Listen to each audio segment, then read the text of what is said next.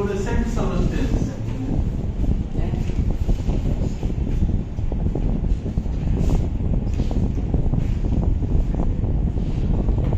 and the property is known as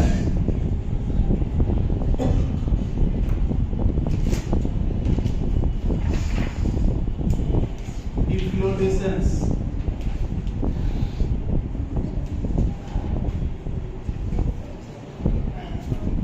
क्या बोल रहा है कि जब एक hydrated substance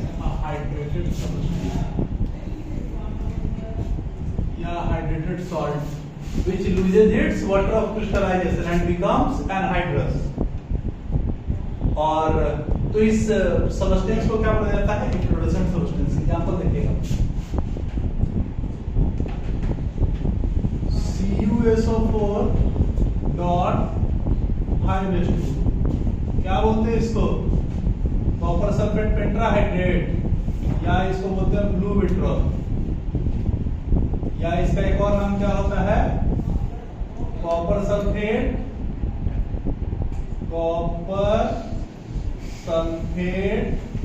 pentahydrate.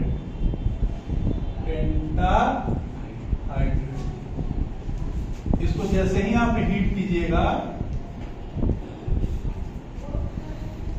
Anhydrous when leave for some time in air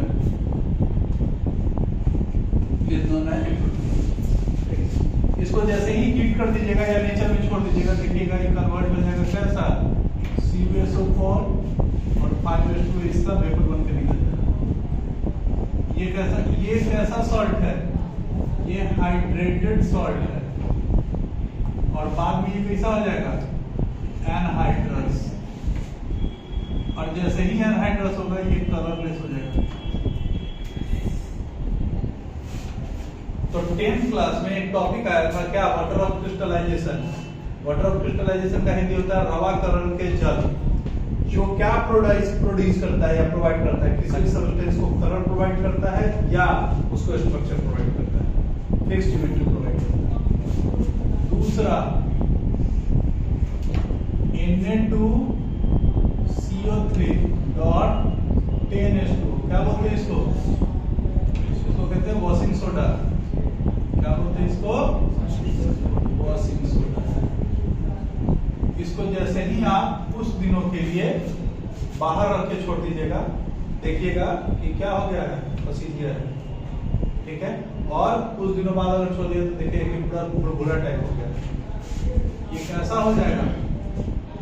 Na2CO3 plus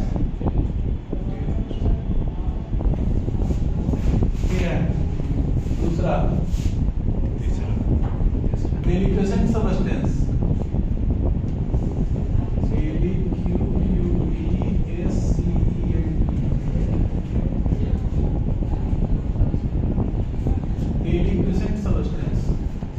deliquescent substance किसको बोलते हैं?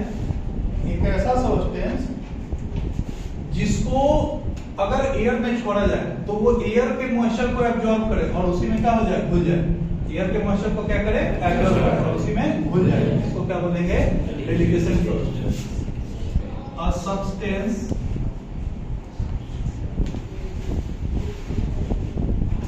which when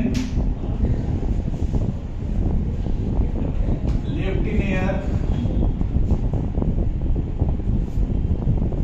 absorbs moisture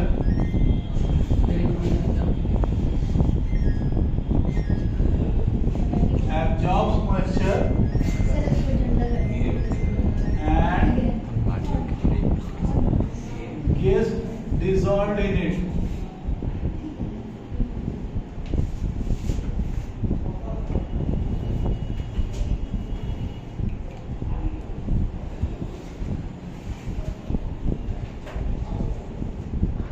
Forming a solution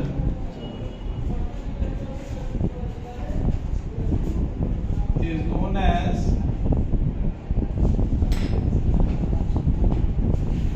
deliquescent substance.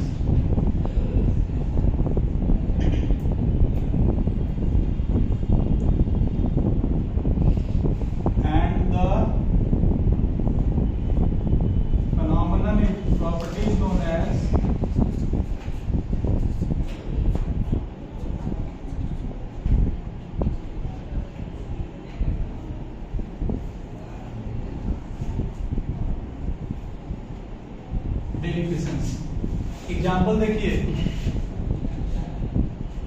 Sodium hydroxide, potassium hydroxide, calcium hydroxide और हाइड्रेटेड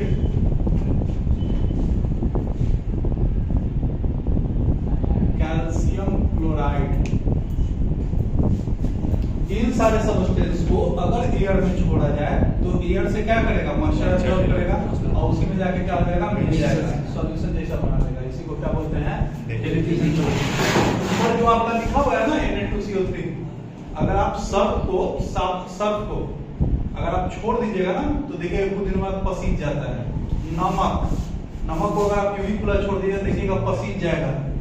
सब कैसा substance है, derivation. वो moisture को absorb करता है, उसी में मिल जाता है। कैसा सब्सटेंस, डेरिवेशन। तीसरा hygroscopic substance.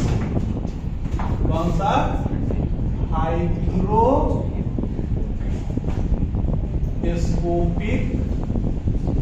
Substance.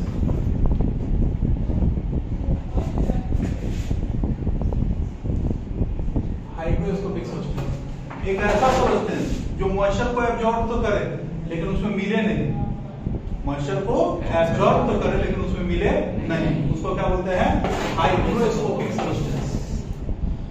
A substance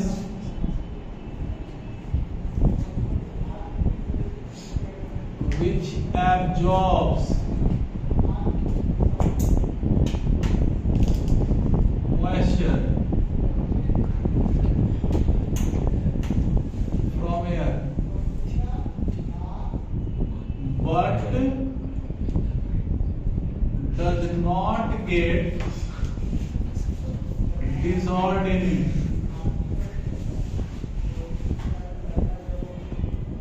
is known as क्या, hygroscopic substance. And the property known as hygroscopic and the property known as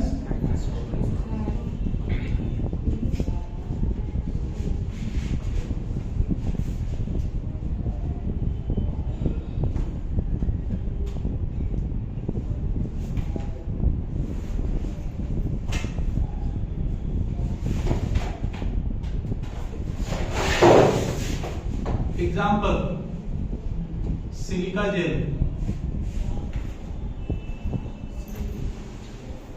anhydrous calcium chloride.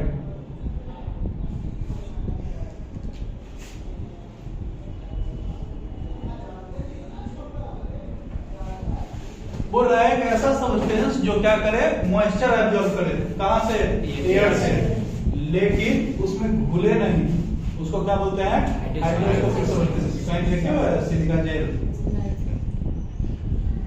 Leather का अगर जूता उता खरीदिएगा ना तो उसमें देखिएगा इतना बड़ा कोई चिमटी देता है, कपड़ा एथी का बटर पेपर में, और उसके अंदर क्रिस्टल व्हाइट क्रिस्टल रहता है, वो सिलिका जेल होता है।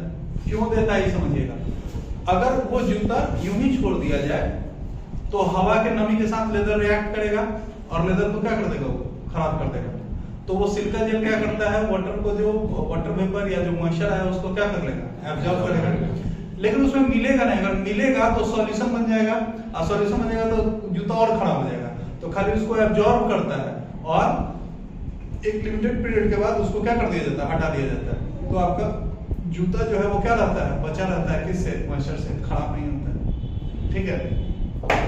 थायराइड का अगर दवाई देखिएगा, पर्टिकुलरली थायराइड का दवा बता रहे हैं, तो थायराइड का जब आप दवा देखिएगा तो उसके ऊपर वाला ढक्कन पे यही सिलिका जेल लगा हुआ होता है। काहेला, एब्जॉर्ब करने के लिए, क्योंकि थायराइड के दवा में वो जो होता है वो वाटर सॉल्युबल होता है।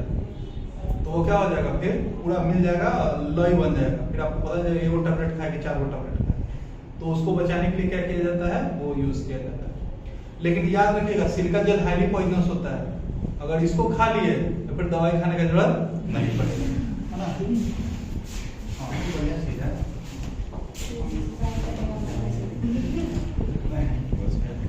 गोबर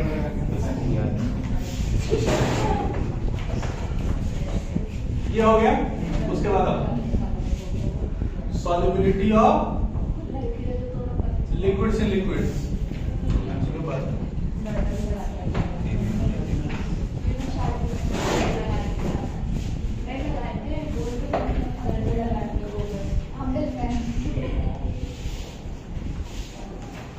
Solubility of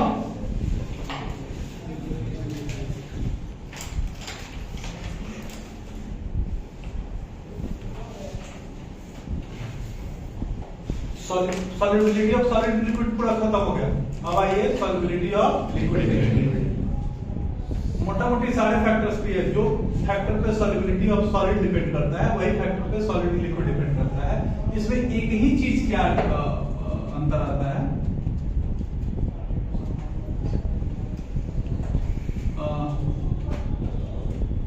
solubility of liquids in liquids depend upon the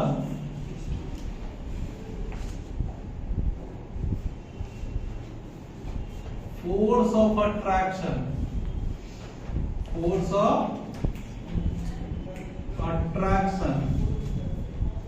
formed between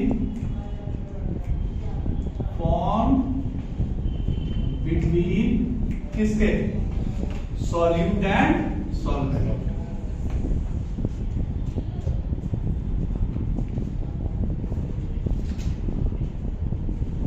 ठीक है।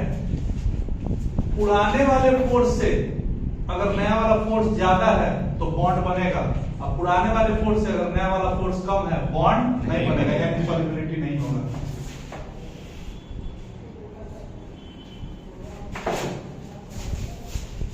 न्यू बॉन्ड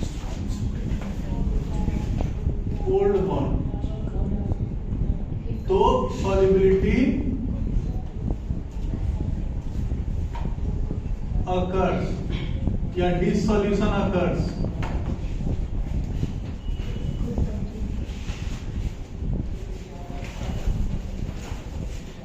मतलब अगर दो चीज के बीच में, सॉल्यूट और सॉल्वेंट के बीच में अगर पहले फोर्स लग रहा था, सॉल्यूट सॉल्वेंट बुलाएंगे तो भी फोर्स लगेगा। अगर पहले वाला फोर्स से ज्यादा है या बराबर है तो मोटा मोटी मान के चलिए कि डिसोल्यूशन होगा, मतलब एक पार्टिकल दूसरे में मिलेगा। लेकिन जो न्यू बॉन्ड है वो लेस देन है ओल्ड बॉन्ड से, तो डिसोल्यूशन एजेंट है। Dissolution doesn't occur।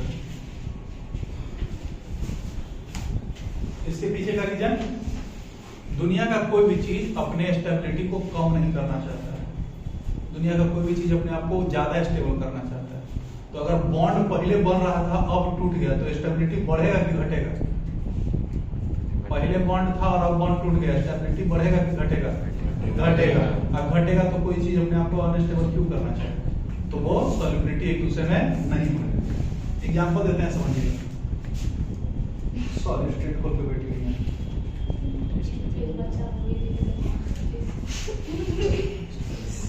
बहुत बढ़िया। एग्जांपल समझते हैं।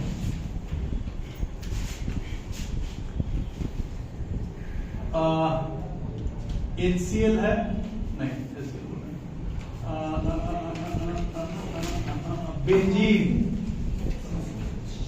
बेंजीन C6H6, अगर आप इसको मिलाना चाहें किस में, कार्बन टेट्राक्लोराइड में, कार्बन टेट्राक्लोराइड, फॉर्मूला CCl4। आप देखिएगा ये सॉल्युबल है। रीजन की कैसा, नॉन पोलर, कैसा, और कार्बन टेट्राक्लोराइड ये भी नॉन पोलर। पहले इसमें लग रहा होता है लंदन फोर्स, और इसमें कैसा फोर्स, लंदन फोर्स। तो हम लोग पढ़े थे ना कि सेम डिजॉल्व सेम, दोनों के बीच में कैसा फोर्स कर रहा है, सेम फोर्स कर रहा है, दोनों एक दूसरे में क्या हो जाएगा, सॉल्युबल हो जाएगा। काहे हो जाएगा, इसके पीछे का ये रीजन समझते हैं। जो फोर्स पहले लग रहा था लंदन फोर्स, बॉन्ड बनने के बाद भी यही फोर्स लग रहा है, लंदन फोर्स ही लग रहा है। तो जो मैग्नीट्यूड पहले था वही मैग्नीट्यूड बाद में, इसीलिए सॉल्युबल है। ठीक है। दूसरा, अगर आप बुला रहे हैं अल्कोहल, इथेनॉल, किसमें, वाटर में, आप इसको दो तरीके से करें। इथेनॉल C2H5OH, HOH,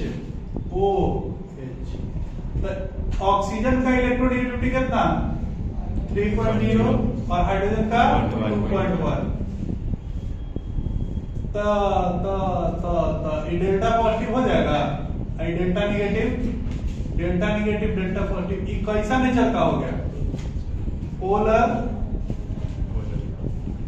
हो गया।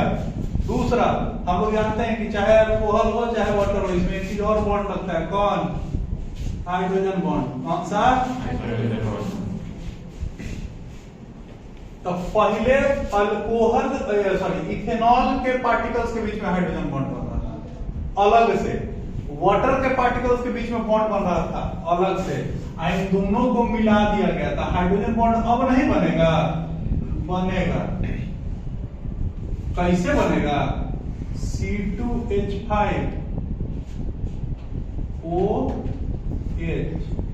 और HOH, डेल्टा निगेटिव,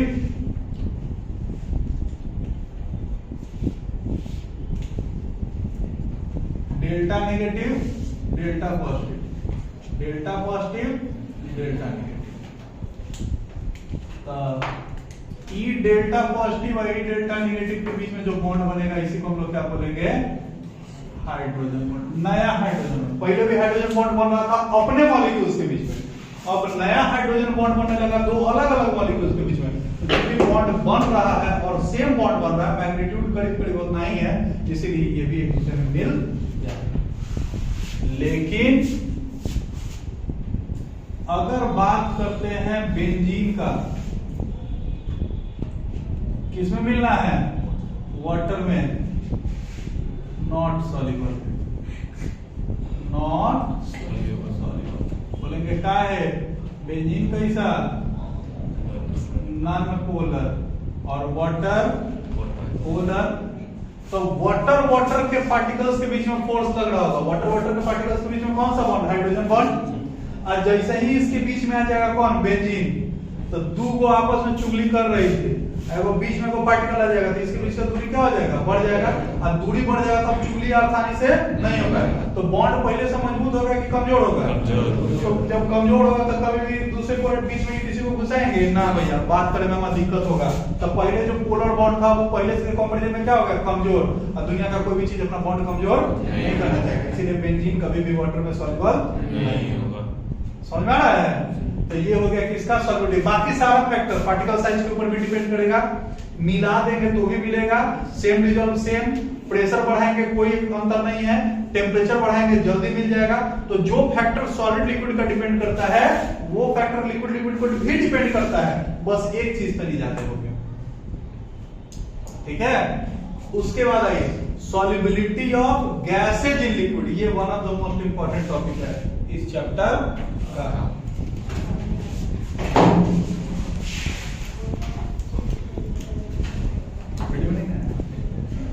सब ठीक है।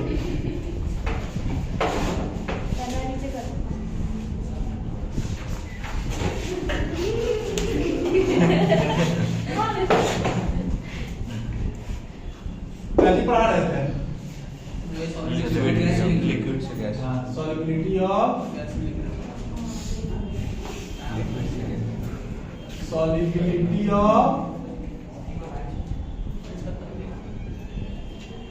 Gases in liquid. जिसके बेसिस पे जो लॉ आएगा, चाहे वो हेनरी लॉ हो चाहे जो भी हो, उसके बेसिस पे आपको क्वेश्चन बनाना है। देख रहे हैं तुम कमा रहे हो। ठीक है। Solubility of gases in liquid, इस बात को समझाने के लिए कौन सा फैक्टर आता है? पहले एक टॉपिक आता था क्या, एडजॉर्प्शन कोएफिशिएंट। टॉपिक क्या है? Absorption coefficient. इसको देने वाले आदमी का नाम Bunsen. This concept was given by Bunsen. This concept was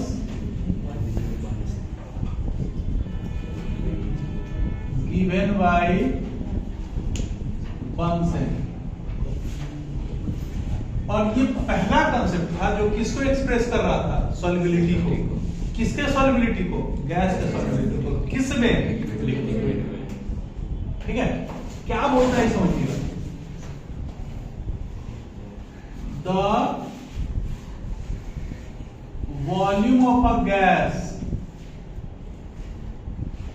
at NTP which when which dissolves in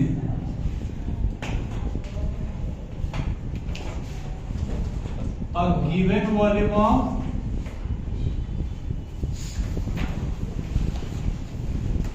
solvent at 1 bar pressure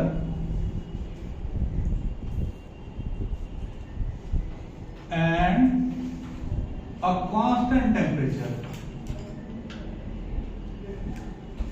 book में आपको एक्सपेरिमेंटल टेम्परेचर लिख देगा, बात वही है। अरे नहीं, अब बुक में क्या है?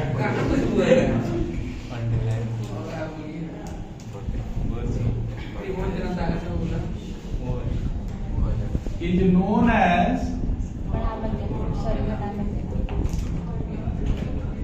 absorption coefficient।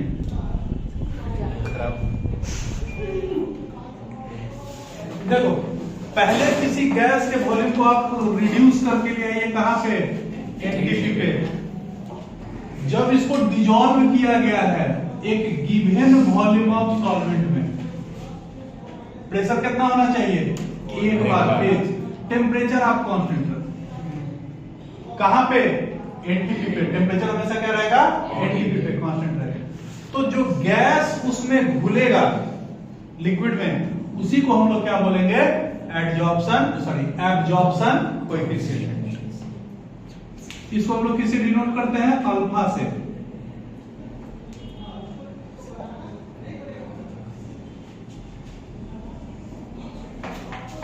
इसके कहने का क्या मतलब है कि जितना ज्यादा एब्जॉर्प्शन कोएफिशिएंट होगा, एब्जॉर्ब करने का मतलब क्या होता है? सोखना, यानी उतना ज्यादा उसमें क्या है? मिला हुआ है। तो जितना ज्यादा एब्जॉर्प्शन कोएफिशिएंट होगा उतना ही ज्यादा इस गैस का सॉल्युबिलिटी होगा, यानी solubility is directly proportional to absorption coefficient.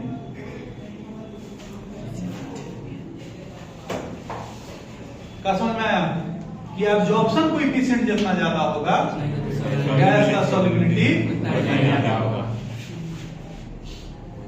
नहीं। क्योंकि गैस लिक्विड जितना ज्यादा गैस को एब्जॉर्ब करेगा उतना ही गैस के पार्टिकल्स जाके मिलेंगे किसमें? लिक्विड में, और उस गैस का सॉल्युबिलिटी उतना ही ज्यादा बढ़ जाएगा। कहां पे? लिक्विड। तो उस गैस का सॉल्युबिलिटी क्या हो जाना? बढ़ जाना नहीं। तो एब्जॉर्प्शन। लेकिन ये जो कंसेप्ट था इसको थोड़ा हटा दिया गया और इस कंसेप्ट को एक नया कंसेप्ट डिफाइन किया। कौन? Henry law. कौन सा? Henry law. हेनरी लॉ से पहले वो टॉपिक आता है कि कौन कौन से फैक्टर के ऊपर गैस का सॉल्युबिलिटी डिपेंड करता है किसमें? लिक्विड में।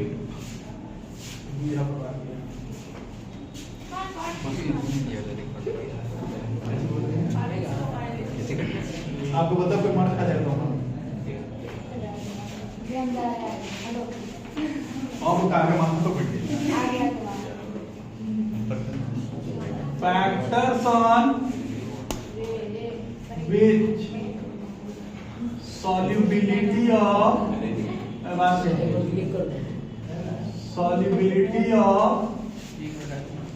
liquids नहीं, solubility of gases in liquids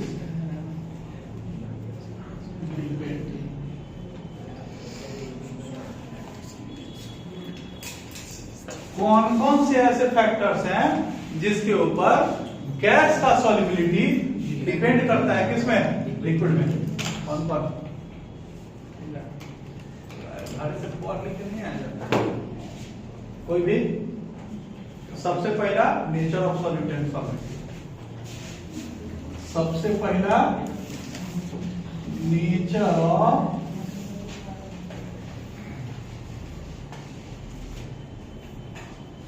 solute and solvent। Nature of solute and solvent, इसमें क्या है? सेम डिजॉल्व से या light dissolve light. It functions on the basis of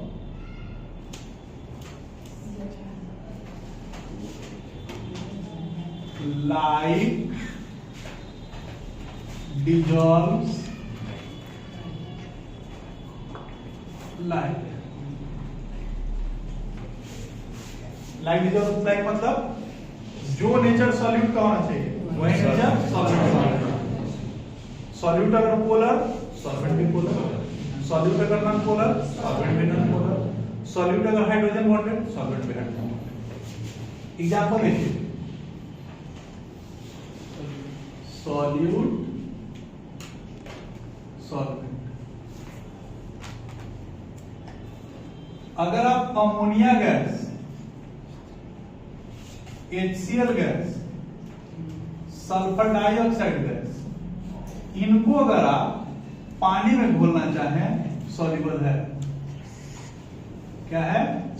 soluble है। क्या है? सॉल्युबल है, क्योंकि ये कैसा नेचर का है? पोलर। वाटर कैसा नेचर का? पोलर। कहां से भूल जाएगा? ठीक है, क्या समझ आया कि चाहे अमोनिया हो, HCl हो, SO2 और जो भी पोलर गैसेज है वो आसानी से किसमें घुल जाएंगे? वाटर में। क्यों? क्योंकि दोनों का नेचर क्या है? सेम है। दूसरा,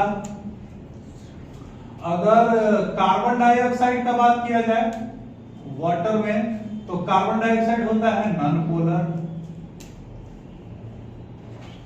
और ये कैसा है? Polar, very less soluble, very less soluble. Carbon dioxide अपने से पानी में नहीं घुलता है, ऑक्सीजन घुल जाएगा, कार्बन डाइऑक्साइड नहीं घुलता है। कैसे? देखिएगा कि आप कभी अगर बाल्टी में अपना मुंह डुबा लीजिए और अगर आप सांस छोड़ते हैं तो बुलबुला उसमें तो रहेगा नहीं, कहां जाएगा? बाहर आ जाएगा, क्योंकि हम लोग कौन सा गैस रिलीज करते हैं? Carbon dioxide. वो कभी भी उसके अंदर नहीं रहेगा। दूसरा, जब आप वो थम्स अप जब आप खोलते हैं तो उसमें क्या भरा हुआ होता है? Carbon dioxide. अपने आप नहीं, प्रेशराइज करके। कैसे? क्योंकि दोनों का नेचर सेम नहीं है। लेकिन अगर हाइड्रोक्लोरिक एसिड नहीं, हाइड्रोजन क्लोराइड गैस को अगर आप पानी में खाली मिला दीजिएगा ना, आपको मिलाने की जरूरत नहीं, ऑटोमेटिकली क्या हो जाएगा? मिल जाएगा। हाँ, बैठो बैठो, पार्के में काहे नहीं समझिए, गोदी में बैठ जाओ। ठीक है, तो ये दोनों का नेचर कैसा है? अलग है, सेम है, सेम अलग है। और तीसरा, नीचे वाला बोलेगा N2 हो गया, Cl2 हो गया। ये सारा जो गैस है पानी में नहीं घुलेगा, क्योंकि पानी कैसा नेचर का? पोलर। और ये कैसा? नॉन पोलर या मॉलिक्यूलर है। तो ये ना के बराबर, very less soluble, very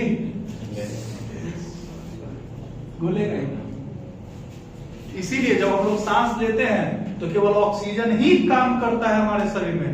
nitrogen का परसेंटेज 78%, लेकिन वो सांस लेते हैं सांस छोड़ते हैं, उसका कोई यूज नहीं है बॉडी में। क्यों? क्योंकि वो सॉल्युबल नहीं है नॉर्मल टेम्परेचर प्रेशर पे। पहला किसके ऊपर डिपेंड किया हो? Nature of solution. दूसरा किसके ऊपर डिपेंड करता है? टेम्परेचर पे। दूसरा किसके ऊपर? टेम्परेचर। याद रखिएगा कि solubility of gases in liquids is inversely proportional to temperature। यानी अगर आप टेम्परेचर बढ़ाइएगा तो गैस का सॉल्युबिलिटी लिक्विड में कम हो जाएगा, बढ़ेगा नहीं, कम हो जाएगा। का है एग्जाम्पल समझिएगा। इसका रीजन, इसको दो तरीके से आप समझ सकते हैं। एक वो ली चैटलियर्स प्रिंसिपल पे और दूसरा नॉर्मल बॉन्ड एसोसिएशन डिसोसिएशन पे। पहला रीजन कहता है कि जब गैस का सॉल्युबिलिटी होता है किसमें? लिक्विड में, तो ये एक्सोथर्मिक प्रोसेस है। कैसा प्रोसेस है? किसको कहते हैं? हीट रिलीज करता है। तो ये कैसा प्रोसेस है? एक्सोथर्मिक। अब जब एक्सोथर्मिक प्रोसेस है तो ये चाह रहा है क्या कि हम हीट रिलीज करें, और आप इसको क्या दे रहे हैं? हीट दे रहे हैं। तो ये अपने प्रोसेस का रिवर्स प्रोसेस आप करवा रहे हैं। तो इसीलिए जो सॉल्युबिलिटी बढ़ना चाहिए वो सॉल्युबिलिटी क्या हो जाएगा? Solubility of gases in liquids is an exothermic process। exothermic process due to which with application of temperature या with application of heat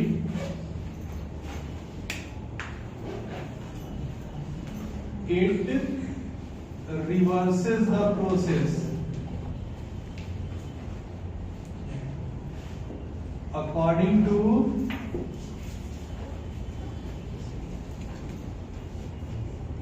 Lee-Chateliers principle।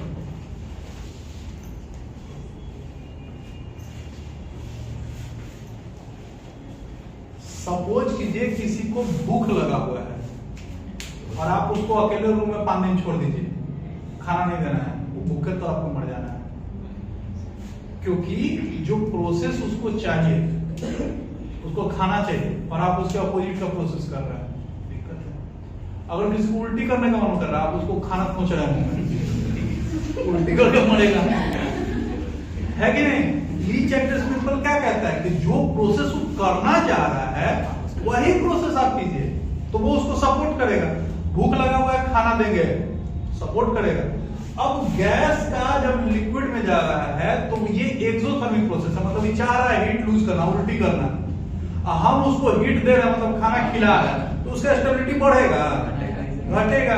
कभी भी सॉल्युबिलिटी नहीं बढ़ेगा, अलग हो जाना नहीं। फिर एक दूसरा नॉर्मल हमनी के भाषा में, ठेठ भाषा में बोलते हैं,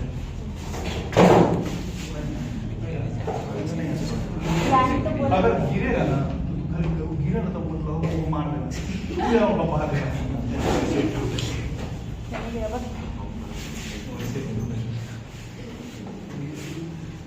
रीजन 2, सेकेंड रीजन क्या है? हम लोग जानते हैं कि कोई भी चीज अगर किसी दूसरे चीज में सॉल्युबल है तो वो बॉन्ड बना रहा होगा, ऊपर बॉन्ड बना तब ना एक दूसरे में सॉल्युबल है। तो बॉन्ड बनने के लिए तनी मनी बॉन्ड बना, हम उसको एनर्जी देंगे, तो एनर्जी देंगे तो पार्टिकल का काइनेटिक एनर्जी क्या हो जाएगा? ज्यादा। अब पार्टिकल का काइनेटिक एनर्जी ज्यादा तो उसके अंदर वाइब्रेशन भी ज्यादा, वाइब्रेशन ज्यादा तो जो बॉन्ड बना तो वो बॉन्ड क्या हो जाएगा? टूट जाएगा, और टूट जाएगा तो गैस अलग और लिक्विड अलग। with application of with application of किसके टेम्परेचर या विथ एप्लीकेशन ऑफ हीट क्या फोर्स बिटवीन या बॉन्ड बिटवीन किसके एंड किसके gas and liquid gets dissociated due to increase in kinetic energy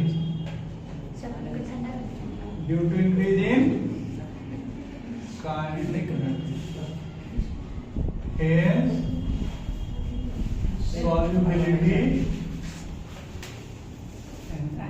decreases. ठीक है, आप दोनों में से कोई एक प्रोसेस इसको क्या कर सकते हैं, समझा सकते हैं। हम तो तुम लोग का नेचर ही समझ नहीं आता है भाई।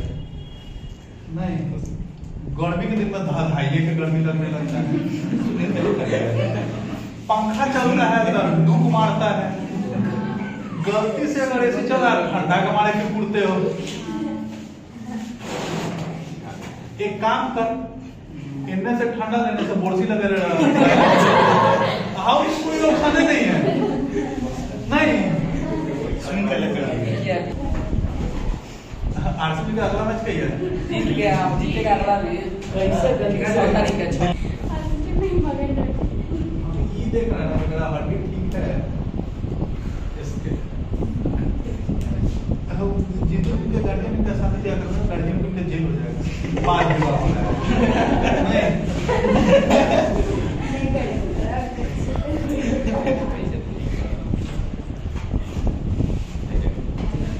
ये देखिए चौथा क्लास में पढ़े वाले लड़की यहाँ से थोड़ा इंपॉर्टेंट है, इसको पहले ध्यान दें। solubility of gases in liquids is directly proportional pressure of the gas। यानी गैस का प्रेशर जितना बढ़ेगा उस गैस का सॉल्युबिलिटी उतना ही बढ़ेगा। इस बात को समझाने के लिए कौन सा एक लॉ आता है, हेनरी लॉ, लेकिन इसको वो एक्सपेरिमेंट के थ्रू समझा रहे हैं। एक्सपेरिमेंट को चिपका दूंगा, 2 कंटेनर ले लूंगा, कंटेनर एक को लेना, 2 मत लेना हो दिया। हम सबको लिया 2 स्टेप समझाना है।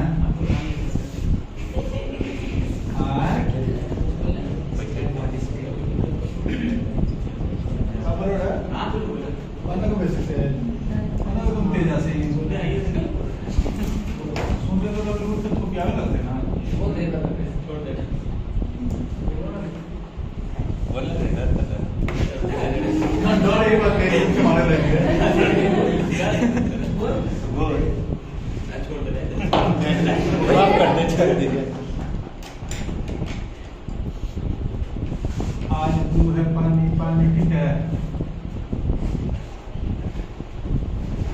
लेके चला तो आपको का कुछ नहीं है। आज कल लेके चलो फिर कल मतलब भूलवे रहते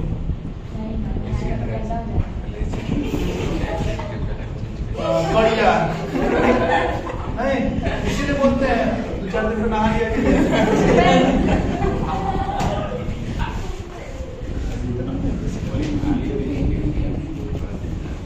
वैसे भी महिलाओं से क्या ही आदमी कर सकता है।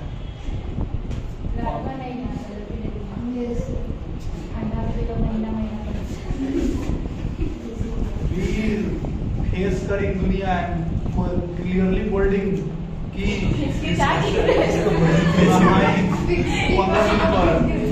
नहीं, अरे हम लोग बोलते भी हैं कम से कम 15 दिन नहाते हैं, आपको तो नहीं भी नहाते फिर भी चिचिया को नहीं हो कह दिन पे सुबह वो मुंह पे पानी झोंक के नहाया जाता ना तो दिन भर में 4-5 लड़का लोग करता है 12:30 डेली 100% होती है नहीं तो उसको नहाना नहीं कहते। ये कोई सब चीज है गायब है, चाहे कुछ करो तुमको शादी रह जाए कुछ रहे वहां रहना पड़ेगा। एक को टाइम, एक दिन तो दूर होती है, एक टाइम बर्दाश्त नहीं है उसको।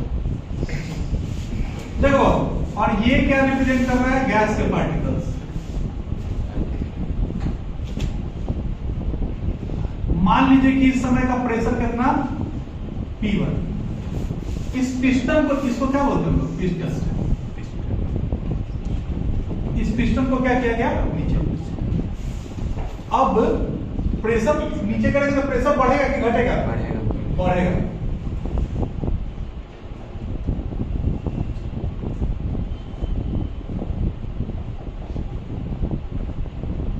प्रेशर कितना? और P2 जो है वो ज्यादा है किससे? P1 से। तो किस सॉल्यूशन का सॉल्युबिलिटी ज्यादा होगा? इसका सॉल्युबिलिटी ज्यादा होगा इसके कॉम्बिनेशन। कारण बताते हैं। होगा क्या कि इसमें एक इक्विलिब्रियम स्टेट आया होगा। इक्विलिब्रियम स्टेट मतलब जितने पार्टिकल्स गैस के लिक्विड में जा रहे होंगे उतना ही पार्टिकल अंदर से बाहर आ रहा होगा। लेकिन हर समय कुछ ना कुछ गैस के पार्टिकल लिक्विड में मौजूद होगा। यही इसका सॉल्युबिलिटी है। जब प्रेशर बढ़ाएंगे तो सरफेस के ऊपर गैस के नंबर ऑफ पार्टिकल्स बढ़ जाएंगे। तो अब ज्यादा पार्टिकल अंदर जा रहा होगा और ज्यादा पार्टिकल अंदर से बाहर निकल रहा होगा। तो एक ऐसा इक्विलिब्रियम आएगा जब नंबर ऑफ पार्टिकल्स अंदर ज्यादा हो। जब नंबर ऑफ पार्टिकल्स अंदर ज्यादा हो तो वो नया सॉल्युबिलिटी इक्विलिब्रियम को शो करेगा। और इसके कंपैरिजन में इसका सॉल्युबिलिटी क्या होगा? ठीक है। यानी प्रेशर बढ़ाने पे, चाहे पैसा लिक्विड है कैसा गैस है, इससे कोई मतलब नहीं है। प्रेशर बढ़ाने पे सॉल्युबिलिटी गैस का लिक्विड में बढ़ता ही बढ़ता है, घटता नहीं। प्रेशर बढ़ाने पे गैस का सॉल्युबिलिटी लिक्विड में बढ़ता ही बढ़ता है, घटता नहीं। इस बात को बताने के लिए मार्केट में एक लॉ आया, हेनरी लॉ।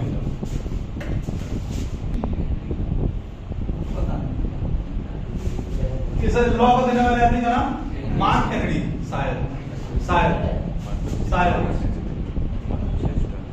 हेनरी लॉ क्या कहता है कि the amount of a gas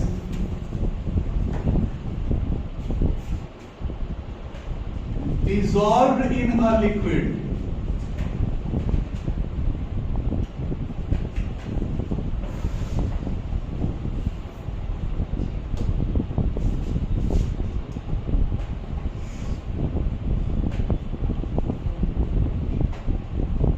directly depends upon the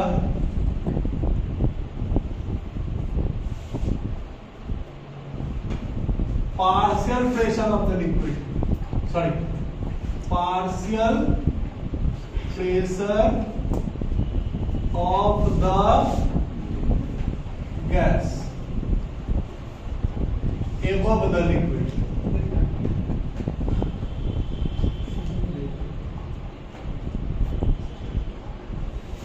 ये क्या कहता है कि mass of gas dissolved is directly proportional to partial pressure of gas.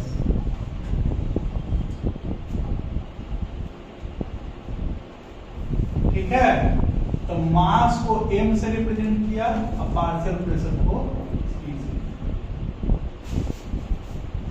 यही है Henry law.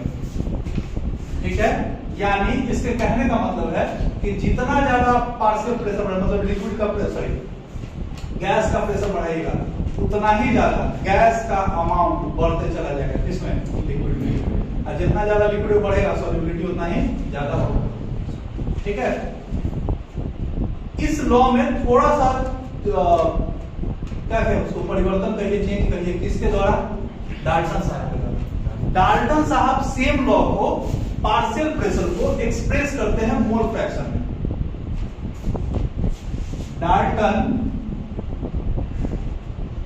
expressed the partial pressure of gas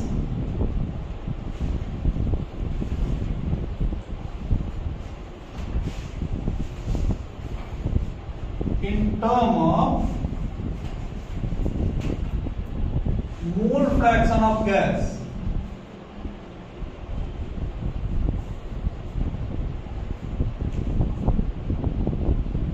और क्या बोले वो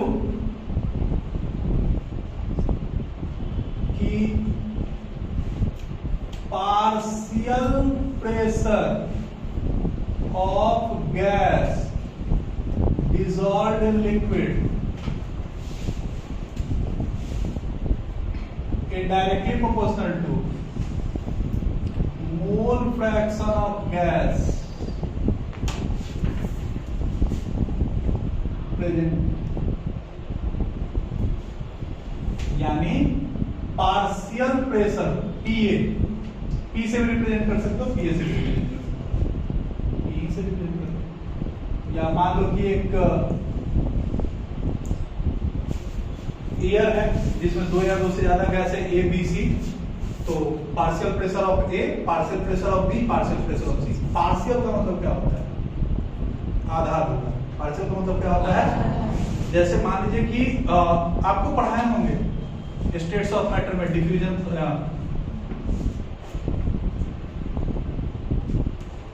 डाल्टन्स लॉ पार्शियल प्रेशर। क्या था उसमें कि अगर किसी क्लोज कंटेनर में 4 को 5 को गैस रख दी है और वो गैस कभी भी आपस में रिएक्ट नहीं करने वाला होना चाहिए, तो ए बी सी डी ई का जो टोटल प्रेशर होगा वो बराबर होगा किसके? इंडिविजुअल प्रेशर के सम के बराबर। जैसे मान लीजिए कि तीनों गैस है, नाइट्रोजन, हाइड्रोजन, ऑक्सीजन, और ये आपस में रिएक्ट नहीं किया। सपोज कीजिए नाइट्रोजन लगा रहा है 5 बार का प्रेशर, हाइड्रोजन लगा रहा है 3 बार का और ऑक्सीजन लगा रहा है 5 बार का, तो टोटल प्रेशर कितना? 5 5 2 12 बार का, जो भी हो 12 बार का प्रेशर लग रहा है।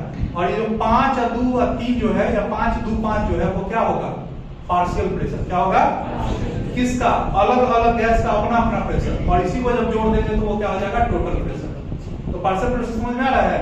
पार्शियल प्रेशर का मतलब क्या? Individual pressure, total pressure, sum of the partial pressure. तो कहता है कि मान लीजिए कि कोई सॉल्यूशन है गैस का, तो उसमें 2 या 2 से ज्यादा गैस है, तो उस गैस का जो पार्शियल प्रेशर होगा वो डायरेक्टली प्रोपोर्शनल होगा किसके? मोल फ्रैक्शन ऑफ गैस के। मोल फ्रैक्शन को किससे रिप्रेजेंट करते हैं? काई से। हम लोग एक से रिप्रेजेंट कर रहे हैं। तो mole fraction is gas is directly proportional to, या partial pressure of gas is directly proportional to mole fraction of gas. और इस जब प्रोपोर्शनैलिटी के साइन को हटाया जाता है तो वो कांस्टेंट लगाया जाता है। इस कांस्टेंट को हम लोग क्या बोलते हैं? Henry constant.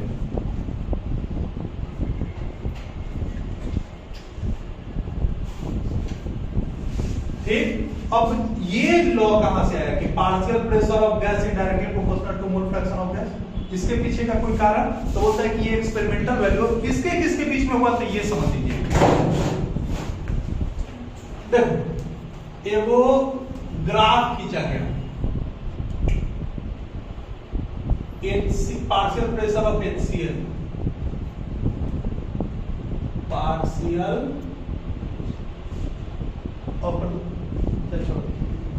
Partial pressure of HCl, और इधर क्या है?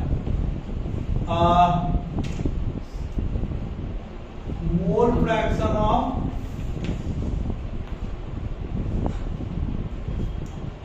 HCl इन साइक्लोहेक्सेन। ठीक है। तो देखा गया क्या कि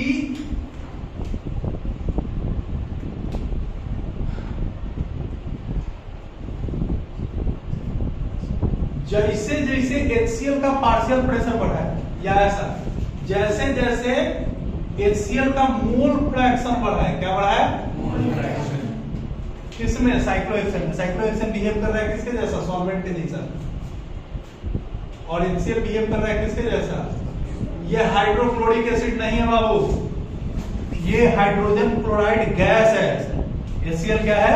हाइड्रोजन क्लोराइड गैस। और ये तब तक एसिड के जैसा बिहेव नहीं करेगा जब तक इसको पानी में नहीं मिला दे। ठीक है, तो ये HCl किसके जैसा बिहेव कर रहा है? सॉलिड के जैसा, साइक्लोहेक्सेन सॉल्यूट। तो जो पार्शियल प्रेशर गैस का हुआ ना, यानी HCl का जो पार्शियल प्रेशर हुआ, जब एक ग्राफ खींचा गया, क्या खींचा गया? ये जो ग्राफ था वो कैसा आया? Straight line. और स्ट्रेट लाइन किसके चीज को रिप्रेजेंट करता है? डायरेक्टली प्रोपोर्शनलिटी को।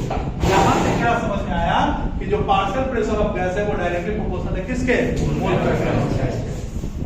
यानी अगर गैस का मोल फ्रैक्शन ज्यादा है, यानी मोल फ्रैक्शन ज्यादा मतलब उसका नंबर ऑफ मोल ज्यादा है, तो अगर उसका नंबर ऑफ मोल ज्यादा है यानी मास ज्यादा है। अब मास ज्यादा है तो यकीन मानिए कि उसका पार्शियल प्रेशर भी क्या होगा? ज्यादा। ताकि मास ज्यादा तो प्रेशर भी ज्यादा लगेगा। यही बात वो बोल रहा है कि मास ज्यादा तो प्रेशर ज्यादा, यही चीज है। लेकिन ये मास और पार्शियल प्रेशर के टर्म में है, ये पार्शियल प्रेशर और मोल फ्रैक्शन के टर्म में। ठीक है, जहां जहां पीए को हम लोग क्या बोलेंगे? Partial pressure of gas. नहीं दिख रहा है क्या?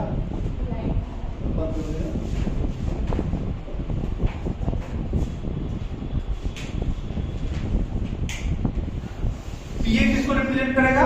Partial pressure of gas. KH represent करेगा हेनरी कांस्टेंट को, और एक्स रिप्रेजेंट करेगा मोल फ्रैक्शन। ठीक है, इसके बेसिस पे न्यूटन। अभी हम लोग मोटा मोटी मान के चलिए कि बहुत